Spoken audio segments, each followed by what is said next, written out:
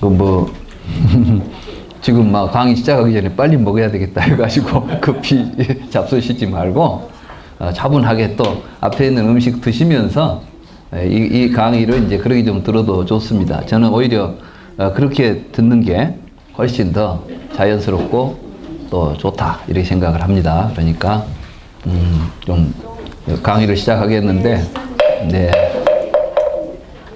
뭐 음식 드시는 거 조금도 불편해하지 마시고 마음껏 드시면서 입으로는 먹고 귀로는 듣고 그러면 됩니다. 눈으로는 보고 이제 시간의 고찰. 우리는 시간이라는 것이 이렇게 흘러가고 있고 과거에서 현재를 거쳐서 미래로 흘러가는 것이 시간이라는 생각을 하지요. 그래서 마치 과거, 현재, 미래가 딱 이렇게 있는 것처럼. 근데 이제 여기서는 무슨 이야기를 하냐면 실제로 그럼 시간이 과거, 현재, 미래가 있냐는 거예요. 과거는 현재, 지금 과거는 있어야 돼요, 없어야 돼요? 있으면 과거, 현재지 과거가 아니잖아요. 미래는 없어야 돼. 그러면 사실은 과거도 없고 미래도 없고 현재도 없는 거예요. 현재라는 것은 과거와 미래의 사이인데 과거도 없고 미래도 없다면 현재라는 말도 있을 수 없는 거죠. 근데 우리는 마치 시간 속에 내가 살고 있는 것처럼 생각해. 근데 그게 아니라는 게, 그럼 시간이 없냐? 그런 이야기는 또 아니에요. 그럼 시간은 어떻게 나타나냐? 저를 중심으로 해서 나타나요. 지가 있으면 현재야, 그냥. 뭐 지가 지나온 것은 과거고 앞으로 갈 생각을 한 미래고. 그러니까 사실은 현재에 자기가 있다는 것을 중심으로 해서 과거도 설정되고 미래도 설정되는 것이지 미래라는 시간 속에 내가 살고 있지 않아요. 시간의 주인공은 나지 내가 시간 속에서 흘러가는 떠돌이 존재가 아니다는 거예요. 이 이야기를 좀 여기서 우리가 찾아내야 돼요. 실제로 여러분들이 이제 보시면 시간은 전부 자기를 중심으로 해서 형성됩니다. 그러니까 뭐 시간에 대한 어떤 논의를 하더라도 자기 중심적으로 형성될 수밖에 없어. 그러니까 이제 한번 생각해 봅시다. 지난번에 인터스텔라가 있었죠. 아무리 뭐 어디를 떠돌아갔다 와도 현지에서는 만나면 항상 현지에서 만나게 돼. 무슨 이야기인지 알겠어요? 근데 우리가 인터스텔라를 보면서 항상 헷갈리는 게 뭐냐면 시간을 고정적이라고 보고 있기 때문에 혹시 어째 그런데 시간을 거슬러 올라가서 빨리 말하자면은 생각해 보세요. 이 빛의 속도로 가면은 뭐 시간이 정지한다나? 뭐 시간을 더 넘어가서 미래를 뭐 과거를 갔다 온 사람이 만날 때 보면 어디서 만나고 있어요? 현재에서 만나는 거예요.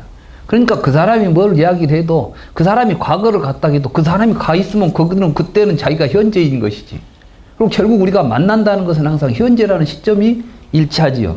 그러니까 시간이라는 것 자체가 사실은 과거, 현재, 미래가 고정적으로 있는 게 아니라 자기를 중심으로 해서 그걸 지금 의식하는 사람이 과거라고 우리가 지금 과거라고 하는 생각하는 시점을 그 사람은 현재라고 인식하고 있으면 나하고 시점이 다르다라고 보는 것이지만 그 사람이 다시 우리하고 만나는 것은 항상 현재이잖아요.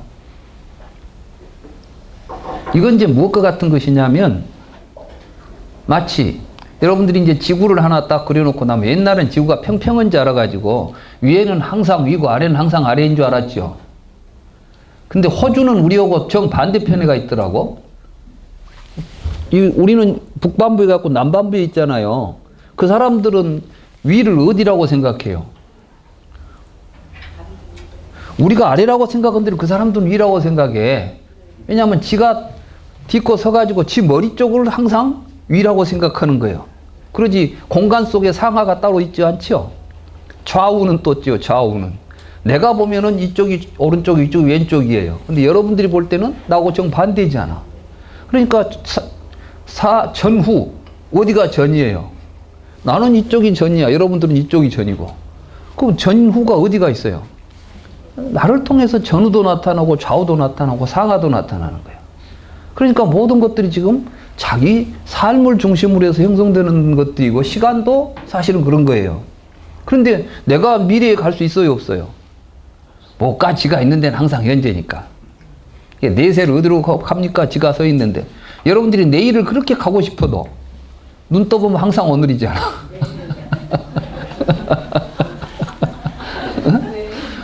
아니, 그렇게, 그러니까 내일을 기대하는 사람은 평생 아무것도 못 사고 사는 거야. 그러니까, 내일이 무엇이 될 것이다. 기대하지 마세요. 오늘 해야 돼. 오늘 해야 내일 또 되는 것이요. 그러니까 오늘 안 오고 내일을 기대하면 안 돼요. 왜냐하면 내가 서 있는 것이 항상 오늘이었고, 그것이 지나가고 나면 과거고, 내가 지금 예상하고 있으면 미래지. 실제로 과거, 미래, 현재가 있지 않다. 그러니까 가장 중요한 건 뭐예요? 우리 삶 속에서. 지금 여기예요. 지금 여기. 현재라고 해도 안 돼. 현재는 과거, 미래 사이에 있으니까. 지금이야 그냥. 지금 여기야 그냥. 그러니까 지금 여기가 가장 중요해요. 그러니까 지금 여기서 행복할 줄 알아야 돼. 응? 나는 이번에 수행 많이 해가지고 다음에 행복해지겠다. 절대 그렇게 그건 안 돼요. 왜냐하면 항상 여러분들은 미래에다만 두어 그걸. 미래. 그럼 미래는 오지도 않은 미래에다 계속 나는 그걸 위해서 사는 거야. 그러니까 우리 인생이 잘못되는 거예요. 지금 여기서 우리는 얼마든지 행복할 수 있죠. 근데 이제 지금은 아직 안 됐다고 생각해. 돈이 좀 없다고 생각하거나, 이렇게 이제 돈도 벌어갖고 행복하려고 생각해. 근데 행복해질 때까지 돈 벌다 보면 죽으려고 온다니까. 그죠? 그러니까 그렇게 살지 마시라고, 이제는. 오늘 하루하루를 즐겁게 사세요. 지금 이 순간은. 여기서 지금 제일 재밌는 것은 뭐냐면 앞에 있는 떡 먹으면서 내 강의 듣는 거예요. 그죠? 그 이상 뭐 다른 게 없어요, 낙이. 그래도 과거에 붙들려서 사는 우울한 젊은이들이 바뀌어지는 좀. 그렇죠. 그게 이제 뭐냐면 공돌이를 알아야 돼. 과거는 본래 없는 것이니까. 내가 기억에서 지워버리면 없어지는 것이에요. 근데 붙잡고 있으니까 살아있는 것이지. 그것을 이제 망상에 휩싸여 있는 거이지. 안 지워진대. 예? 안 지워진대. 이게 안 지워지는 것은 무지에서 안 지워지는 거예요. 그냥 그걸 정확하게, 이게, 그러니까 깨달음이죠. 깨달으면 지워지게 돼 있어요. 어떻게? 공성을 깨달으면. 내가 붙잡을 것도 없는 건데 지금까지 붙잡혔네라고 생각하는 순간, 이게 이제 돈오돈수지. 그냥 탁 깨닫게 되면 놔버리면 끝이에요. 더 이상 붙잡을 게 없는 거예요. 그게 쉽게 아무리 말을 해도. 그래서 그것이 자기에게 체험적으로 와서 탁 오기 전까지는 이제 점수를 하는 거야. 점수. 그래서 이제 그 육조스님 말씀에 의하면 깨닫기 전에는 점수하고 깨달은 후에는 돈수한다 그랬어요. 그러니까 돈수라고 그랬어. 그러니까 깨닫기 전에 하는 것이 점수예요. 말하자면 우리가 이제 부처님 말씀을 듣고 그래 한번 해보자 하고 해. 근데 어느 순간 탁 이제 자기 체험이 오죠. 정말 아무것도 아닌 걸 가지고 그랬어요? 이런 생각이 드는 거야. 여러분이 꿈속에서 막 그렇게 괴롭게 꿈을 꾸다가 탁 깨워본 게 허망하네? 근데 나 어저께 꿈 때문에 괴로워 죽겠어. 또 계속 꿈을 잡고 살 수는 없잖아요. 그래서 깨어난다는 것은 꿈에서 깨어나듯이 사실 여러분들이 지금까지 여러분들을 괴롭혔던 모든 것들은 꿈 같은 것들이었어요. 이게 유의법이에요. 그 유의법에 사로잡혀 있었기 때문에 그래서 유의법은 꿈과 같고 번개와 같고 물거품과 같고 뭐 금강경에 나오죠. 일체 유의법 여포여몽환이라고 되어 있잖아요.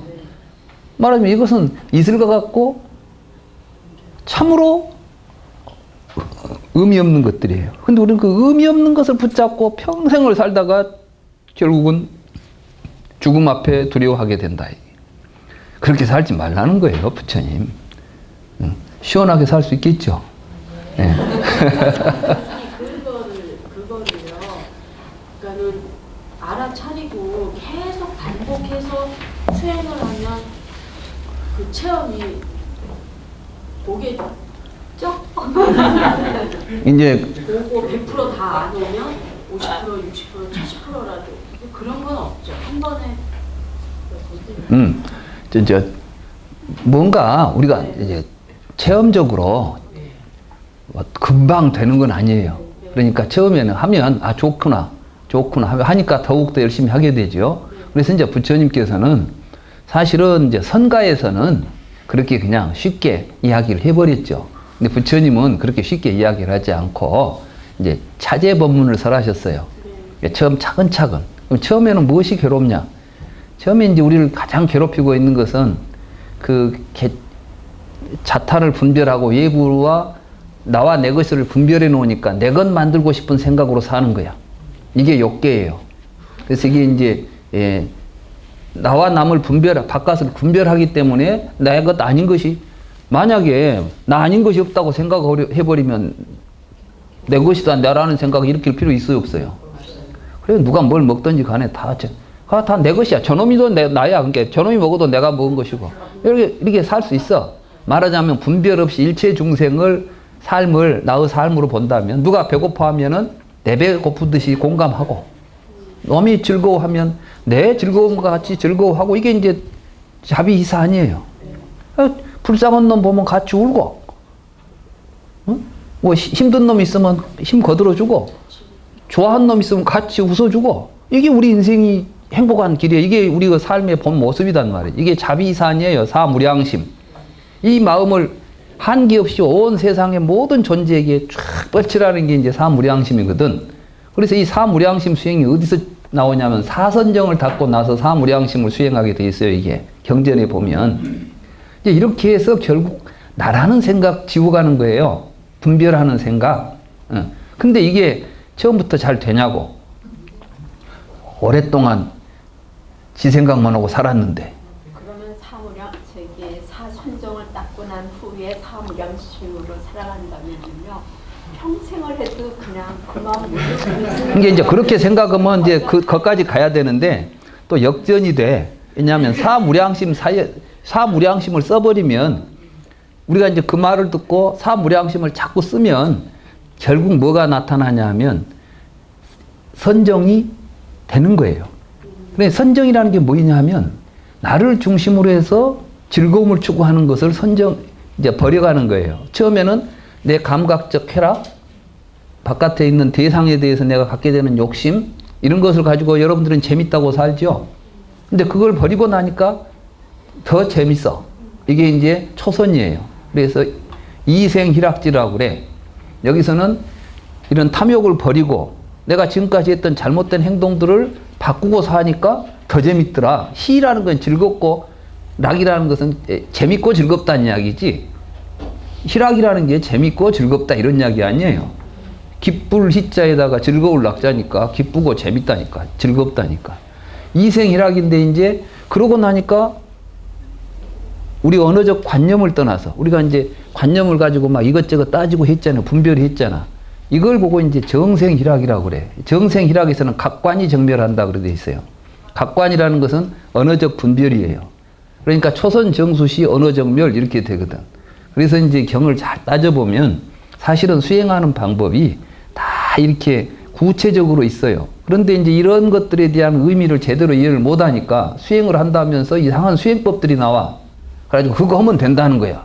근데 경에도 없는 수행법을 막 만들어서 이제 내가 체험한 건 이것이다 해서 이렇게 나와버리니까 경은 어디로 가고 수행은 수행대로 따로 돌아다녀요. 요즘 우리 주변에.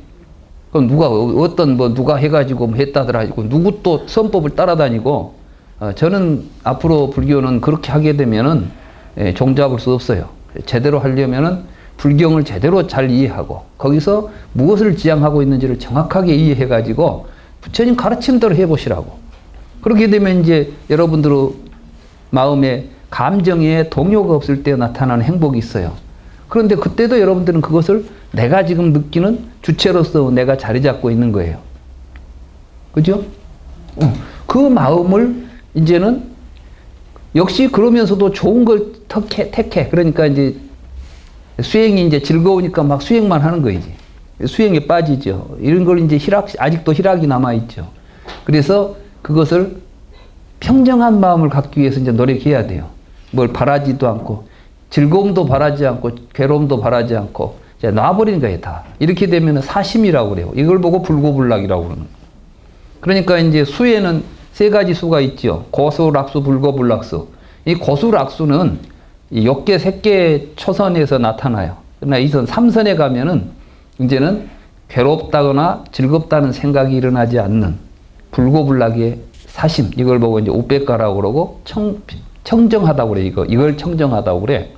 그래서 이 청정한 사심이 우리의 삶을 지배해요. 이렇게 되면 이제 밖에 있는 어떤 경계에 걸리지 않아. 이걸 이제 4선을 이제 성취했다. 3선에서 우백가가 시작되고 우백가가 완성이 4성에서 된다 이렇게 돼 있어요.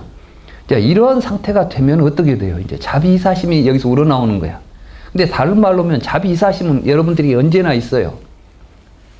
언제든지 여러분들은 욕계에서도 자비이사심은 가질 수 있죠. 근데 이게 무량하지를 않아.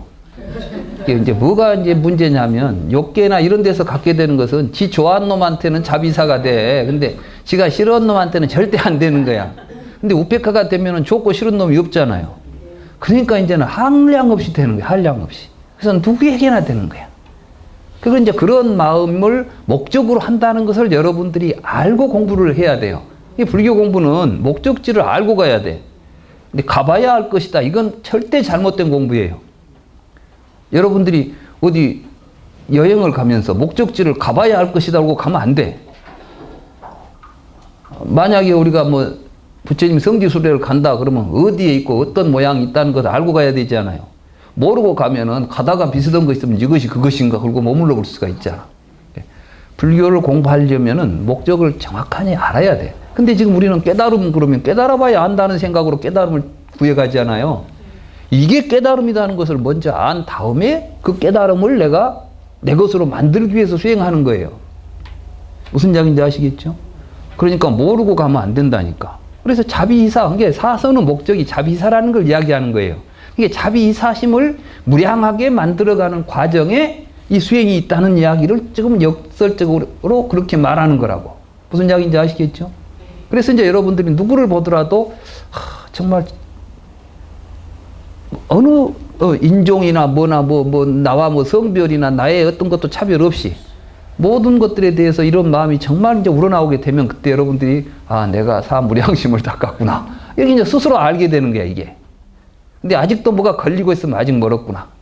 더 공부를 해야 되겠구나. 이렇게 자기를 관찰하면서 가야 될 거 아니에요. 여러분들이 목적지를 알아야 아직 덜 왔구나. 더 가고, 다 왔구나. 그러면 근데 우리는 목적지를 모른다면 지금 어디쯤 가고 있는지, 오고 있는지, 내가 얼마나 더 해야 될지, 얼마나 답답하겠어요. 근데 요즘 우리 불교 공부가 전부 이제 암중모색이라. 아무것도 모르는 가운데 가다 보면 뭐가 나올 거라고 막 하고 있어. 근데 그게 지금 제대로 가는지. 뭐 서울 간다고 간 사람이 부산 쪽을 부지런히 가면 언제 서울 도착할 날이 있겠어요? 안 돼. 그러니까 우리 지금 수행이 부처님은 경전을 통해서 다 말씀하셨는데 공부하는 우리들이 부처님 말씀을 귀를 안 기울이고 특히 이제 왜 귀를 못 기울이냐? 부처님 말씀이 우리한테 전달이 안 되니까. 말하자면 우리가 읽을 불경이 없잖아요. 난 이게 참 일찍 부처님 말씀이 우리에게 읽혔어야 돼. 근데 우리는 지금 불경을 못 읽을 불경만 있는 거예요. 한문으로 된 불경이나 뭐 산스크리트로 빨리어로 된 거나. 우리 한글로 된 게 없어 지금. 한글로 된 것도 읽어보면은 또 해석들이 부처님 말씀을 정확하게 파악할 수 있는 해석으로 번역이 되어 있는 게 아니라 오히려 오리무중으로 읽어보면 무슨 말인지 모를 번역들이 있게 된다면 있으나 마나한 것다. 그래 이제 사실은 이제 제가 그 니까야 지금 뭐 정선해서 번역하는 거 있잖아요. 그것은 되도록이면 그럴 목적을 가지고 우선 읽어보면 그 속에 무슨 말이 있는지 알 것이고 그 말을 통해서 스스로 수행의 길을 잡고 이런 게 만들어진다면 우리가 앞으로 불교 공부 어떻게 할 것인가 하는 하나의 교육, 그 과정, 말하자면 공부하는 방법을 정립할 수가 있어요. 난 앞으로 우리 이제 불광 이 교육원이 바로 그러한 불교를 누구나 다 부처님 가르침에 의지해서 잘 이해하고 그걸 가지고 직접 실천 수행해서 부처님이 말씀하신 그러한 우리들의 그 불교 공부하는 즐거움 또 그걸 통해서 깨달음 이런 것들을 누구나 다 공유할 수 있고 그래서 불교 그러면 너 깨달았냐 뭐 깨닫지 않을 바에야 뭐 때문에 불교하냐 우리 누구나 다 깨달은 삶을 살 수 있다고 하는 말하자면 뭐 참선해가지고 깊은 산에 들어가 있는 몇 분들이나 깨닫고 우리는 그분들한테 돌아다니면서 동냥질하는 불교가 아니라 우리 스스로가 부처님의 가르침을 바르게 이해하고 실천해서 스스로 깨달을 수 있는 이런 불교 운동이 앞으로 현대 한국 불교가 가야 될 방향이 아닌가 또 이런 공부가 바로 그런 걸 이제 가능하게 해주는 것 아니겠어요? 그 공부를 통해서 그런 걸 우리가 길을 봐야죠, 길을. 근데 공부를 해도 좋기는 한 것 같고 어렵기는 한 것 같아 뭐인지는 모르겠다 이렇게 끝나면 안 된다니까. 확신을 가져야 돼. 우리 공부를 하게 되면은 확신을 가지고 그 길로 가면 되겠다는 확신을 가져야 힘이 생기잖아요. 부처님도 그렇게 말씀하셨어. 좋은 법문을 듣고 나면 이해가 잘 되면 거기에 대해서 그러면 되겠다고 하는 확신이 일어나고 확신이 있으면 실천하게 되고 실천하게 되면 부지런히 정진하게 되고 정진하게 되면 결과를 얻게 되는 것이 불교 공부의 방법이다. 이렇게 말할 수가 있습니다. 그래서 여기 이제 관시품은 마지막만 한번 읽어보면 돼요. 그 148쪽에 5번 읽어볼까요? 5번 보면 머물지 않는 시간은 파악되지 않는다. 머물고 있는 시간은 인정되지 않는다. 그 말은 뭐냐면 머물지 않는 시간은 파악되지 않는다는 것은 지금 여기에 머물고 있지 없는 시간을 어떻게 우리가 지금 파악할 수 있겠어요? 그 다음에 머물고 있는 시간은 인정되지 않는다. 시간은 머물고 있지 않지요. 계속 흘러가. 그러니까 무슨 놈의 시간이 어디 있다고 말하겠어. 그렇기 때문에 파악되지 않는 시간이 어떻게 파악되고 인식될 수 있겠느냐. 이게 사실은 시간이라는 것, 여기 이 말이 굉장히 중요한데 사람들이 이런 말의 깊은 의미를 잘 모르고 지나가요. 이 말은 어떤 의미냐면 시간은 대상이 지금 파악되고 인식된다는 것은 외부에 있는 대상을 우리가 파악하고 인식하는 거예요. 그렇죠?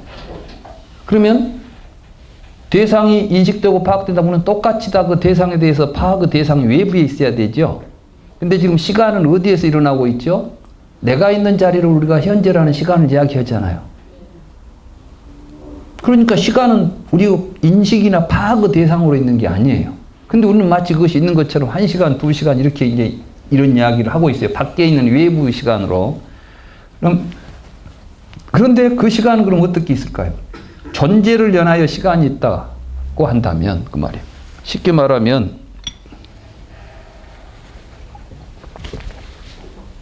이 컵은 만들어진 지가 1년 됐다고 해봅시다. 그러면 그때 우리는 이 컵에다 대고 1년 된 시간, 컵이라는 말을 쓰죠. 그러니까 사실은 시간 자체가 어디에 머물러 있는 것이 아니라 우리는 마치 이 컵이 1년이라는 시간을 머금고 있는 것처럼 생각하는 거예요. 그렇습니까? 안 그렇습니까? 그러려면 1년 동안 이 컵이 그 상태를 계속 유지하고 있었어야 돼. 안 변하고. 그러죠? 근데 세상의 모든 것들은 계속 변하고 있잖아요. 여러분들은 몰라도 이 컵도 계속 변했습니다. 여러분들이 볼 때는 안 변한 것 같아도 세상이 안 변하고 있는 건 없어. 계속 변하고 있는 거예요. 그러니까 이것 자체가 시간적 존속성이 없죠. 이것을 가지고 어떤 존재도 없는데 그 존재에 어떻게 시간이 존재할 수 있겠는가. 이렇게 이제 이야기하면서 우리가 지금 알고 있는 존재와 시간이 외재화되어 있다는 것이에요. 근데 실제로는 우리가 말하는 모든 존재와 시간은 우리의 마음에서 연기한 것입니다. 여기는 지금 그 이야기를 하고 있지 않지만, 그래서 이제 이러한 것들이 뒤에 가면 이제 일체 유심주하고도 연결되는 중요한 맥락을 가지고 있는 것들이에요. 많은 사람들이 중간과 유식을 서로 대립적으로 봅니다. 그렇지 않습니다. 초기 유식은 철저하게 이 중론에 근거해서 유식을 펼치고 있어요. 유식 이론을. 그래서 이제 누굽니까? 세친이나 무착 세친? 예. 중변 분별론이라고 하는 이제 책이 이제 그 초기 유식의 책인데 그게 뭐냐면 중변 분별이라. 중이라는 것은 중도고 변이라는 것은 모순된 두 견해예요. 이게 변견이라고 그러죠. 변견. 우리가 보통 유, 무 그러면 유라는 변 이쪽 양변이란 뜻이죠. 부처님은 중도를 어떻게 말씀하셨냐면은 내 가르침은 강물과 같아서 그러니까 강물은 어디로 흘러가냐면 가운데로 흘러가죠. 근데 양쪽 변은 흘러갑니까? 정지해 있습니까? 이쪽 강변하고 저쪽 강변은 오른쪽 강변, 왼쪽 강변은 서로 마주 보면서 절대 만나지 않아요. 그렇죠? 이쪽은 유, 무, 단견, 상견 뭐 이런 거 있죠. 부처님이 대답하지 않은 거 있잖아요. 이건 전부가 다 이제 이쪽 양쪽 변이에요. 지금 이 중론에서 이야기하는 게 뭐냐면 이 변을 떠나서 중이 무엇인가를 지금 보여주려고 하는 거예요. 중론이. 중론이라는 말 자체가 그 중을 지금 한 가운데 점이 어떤 지점인가를 우리에게 알려주겠다는 논의예요, 이게. 양변을 떠나서. 그러니까 부처님께서 무기, 말하자면 대답을 하지 않았던 문제의 핵심을 지금 이 중론을 통해서 용수보살이 우리에게 보여 제시하는 거라고. 그러니까 그러면 중은 어떤 것입니까? 부처님이 어느 날 길을 가다가 강에 뗏목 하나가 이렇게 유유히 흘러서 바다로 흘러 들어가는 뗏목을 봤어요. 그래서 부처님이 제자들한테 저기 저 뗏목을 보느냐? 예. 저 뗏목은 이쪽 언덕에도 닿지 않고 붙지 않고 저쪽 언덕에도 걸리지 않으면 걸리지 않고 가운데로 잘 흘러가면 바다에 이르게 될 것이다. 나의 가르침도 이와 같아서 너희들이 모순된 양변에 생각이 머물지 않고 중도를 잘 실천하면 누구나 다 열반에 도달할 수가 있다. 이렇게 해서 이게 중도라는 말이 이제 나오는 거예요. 그렇기 때문에 우리는 이제 이 중론을 통해서 이 중을 정확하게 잘 파악할 필요가 있다. 기뻐하지도 않고 괴로워하지도 않고 그런 상태는 그냥 흔들림이 없는 상태. 잘 논다는 거는 즐거운 상태인데 그것도 치우친 거잖아요. 별로 행복한 상태도 즐거운 근데 이제 건데 뒤에 보세요. 이제 자비희사는 다 마음의 움직임이에요. 자비희사가. 근데 아까는 그 마음이 저를 중심으로 해서 일어났던 거예요. 저를 중심으로 해서 희락이 일어나고 고통이 일어나는데 이제는 자기라는 생각 버리고 나면 모두와 함께 웃고 괴로워하는 것이에요. 부처님이 모든 괴로움을 벗어났다고 해서 중생의 괴로움을 외면합니까? 자기 문제 때문에 괴로워하지는 않지만 괴로움에 빠진 사람을 위해서는 자기 몸을 던질 만큼 그들을 사랑한단 말이죠. 지금 우리의 삶이라는 것이 나를 중심으로 해서 즐거움이 형성되어 있어요. 이게 개인주의적인 생각으로부터 우리가 벗어나자는 이야기예요. 아상 버리자는 것은. 그래서 그 괴로움을 버리고 나면 함께 느끼는 더 큰 즐거움의 세계가 일어난다는 것이에요. 그러니까 혼자 놀 때보다 같이 놀 때가 훨씬 재밌다고 이야기해요. 같이 노는 즐거움을 찾으러 가자. 그러기 위해서는 혼자 노는 즐거움을 버려라. 이런 이야기예요. 그러니까 자비이사로 가게 되면 이제 차는 뭐예요? 애민하는 마음이에요. 좀 힘없고 불쌍한 사람 보면 어떻게 도와줘야 될 텐데. 이런 마음은 이게 부처님 마음이라니까, 자비심이. 우리는 근데 뭐냐면은 지 좋아하는 놈한테는 막 좋은 마음 일어나는데 조금만 미우면 막 죽어라 어쩌라 하고 막 저주하고 그러잖아, 우리가. 이런 마음으로부터 벗어나는 걸 이야기하는 것이지, 그렇다고 해서 목석 같은 사람 되자. 아니에요. 가장 큰 마음을 움직이는, 사랑도 크게 하고 슬픔도 크게 느끼는 이러한 마음을 갖자는 거예요. 쪼잔하게 살지 말자, 그 이야기지.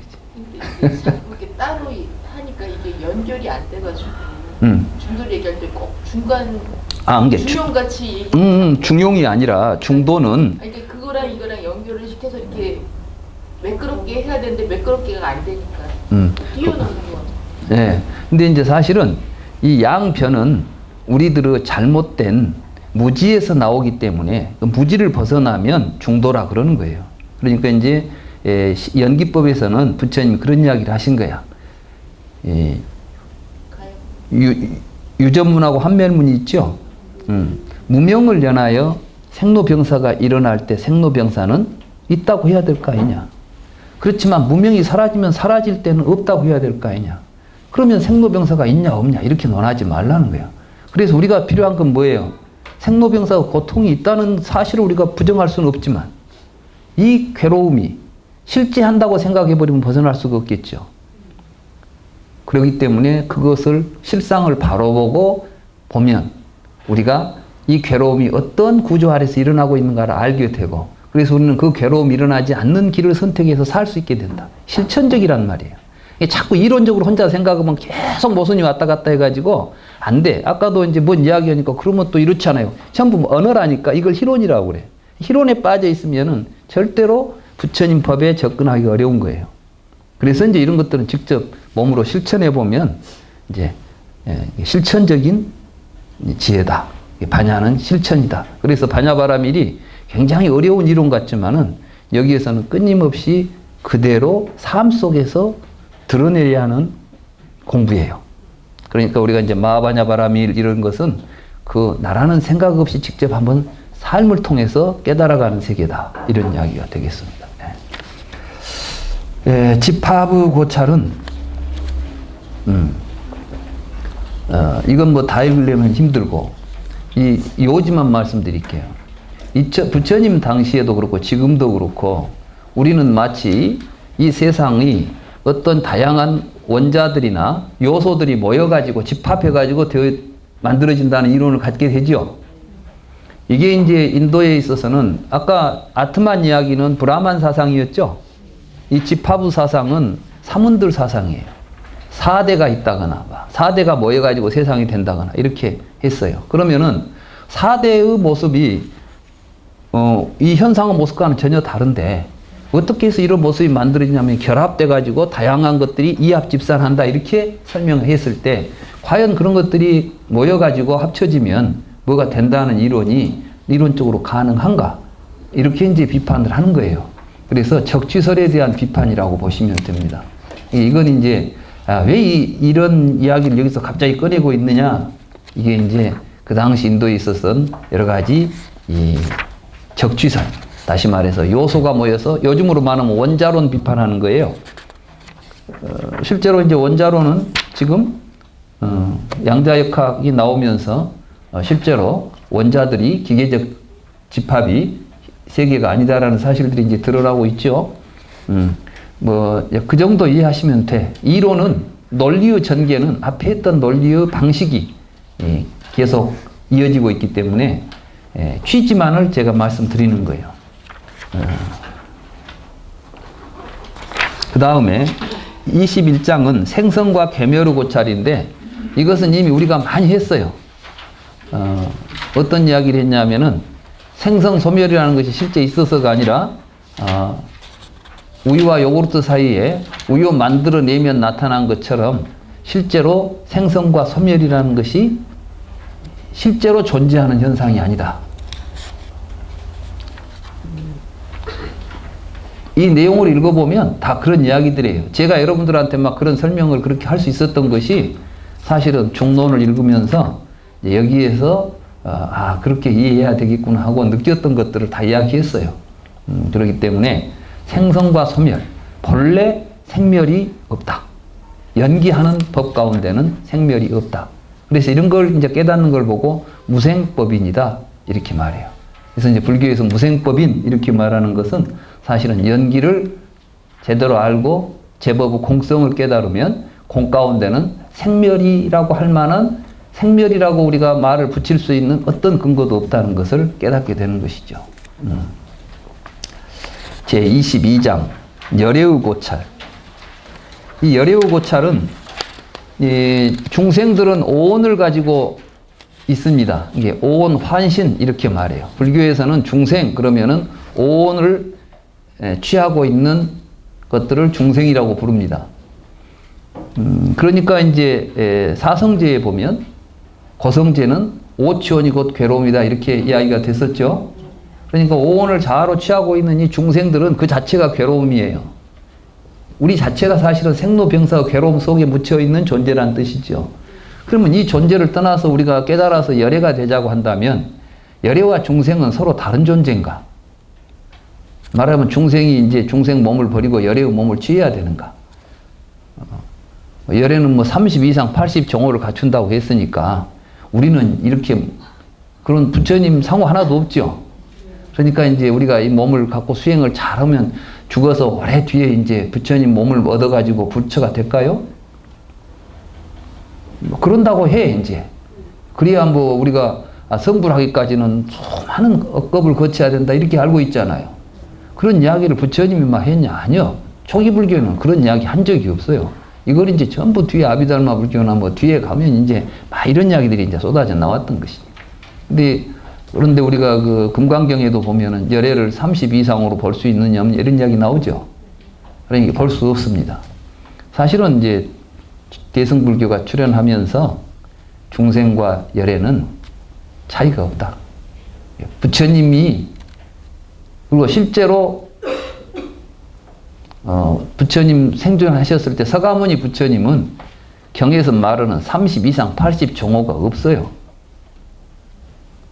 만약에 정말 서가모니 부처님이 그 모습을 가지고 있었다면 그 좀 비정상적인 사람이지.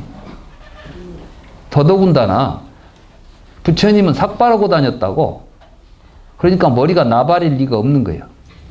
근데 보면은 불상에 보면 전부 이게 소라고동처럼 똘똘똘 말아진 곱슬머리 하고 있지요, 부처님이.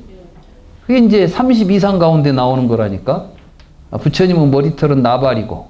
근데 사실은 부처님은 출가해가지고 계속 머리를 이렇게 삭발하고 다니셨기 때문에 그러면 부처님 머리가 나발이라는 이야기는 근거가 없는 이야기죠. 그건 그럼 뭐냐? 부처님의 덕성, 부처님의 행상, 부처님의 그 행실, 부처님이 살아서 보여줬던 이런 여러 가지 훌륭한 모습을 이제 이렇게 비유적 관상이라는 것을 표현해서 표현한 거예요, 이렇게. 부처님은 이런 분이다라는 것을 이해하기 위해서 한 것이지, 실제 부처님이 막 우리하고 다른 모습을 가지고 있었고,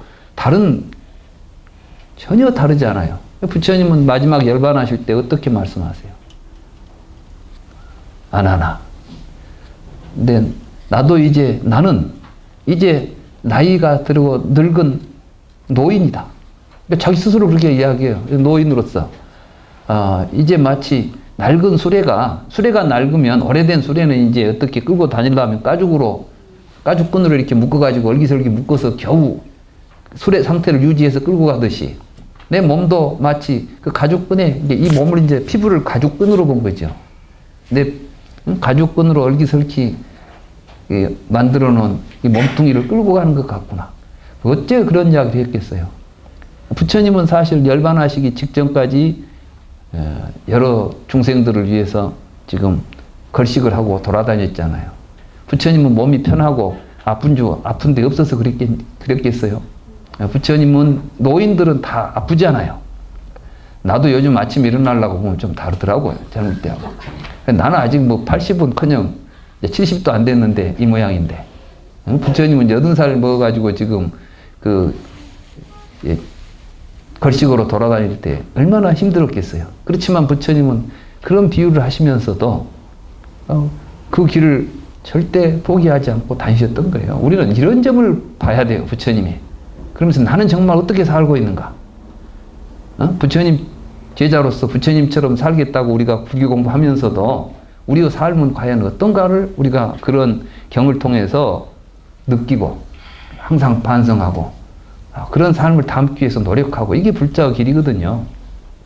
그게 부처님이지만, 부처님은 뭐 특별하게 해가지고 막 안 죽고 영원히 사는 어떤 뭐 불멸의 육신을 가진 건 아니에요. 그래서 부처님은 이제 돌아가실 때, 내가 죽은 뒤에는 이 불경이 있는 곳, 내 가르침이 있는 곳이 내가 있는 곳이다. 그래서 이제 법신이라는 말이 나오는 거예요. 가르침이 곧 부처님이다. 부처님은 육신이 아니다, 이제. 그래서 우리가 받들어야 될 부처님은 육체적인 부처님이 아니라 그 부처님이 깨달은 가르침, 그 깨달음을 가지고 보여준 삶과 말씀, 이게 곧 부처님이 된 겁니다. 그 부처님은 영원히 없어지지 않는 거예요. 이게 이제 부처님이 영원히 살아있다는 이야기지, 어디 부처님 돌아가신 뒤에 서가모니가 어디 가서 또 살고 있는 데가 있을까요? 없다는 거야. 그래서 이제 여기서는 열애를 그렇게 보지 말라는 거예요. 마지막에 이제 여기서는 관열애품의 마지막에 보십시오.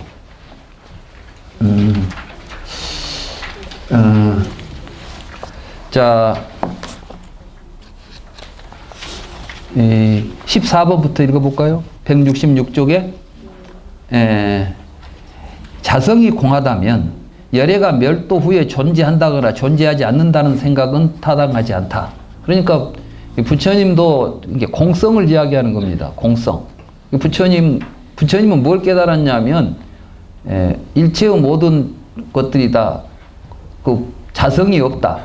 공성이다. 연기한다. 이걸 깨달았잖아요. 그러니까 자기 자신에 대해서도 공성으로서 자기를 바라봤는데 그분을 보고 뭐 죽은 뒤에는 어디 있을까?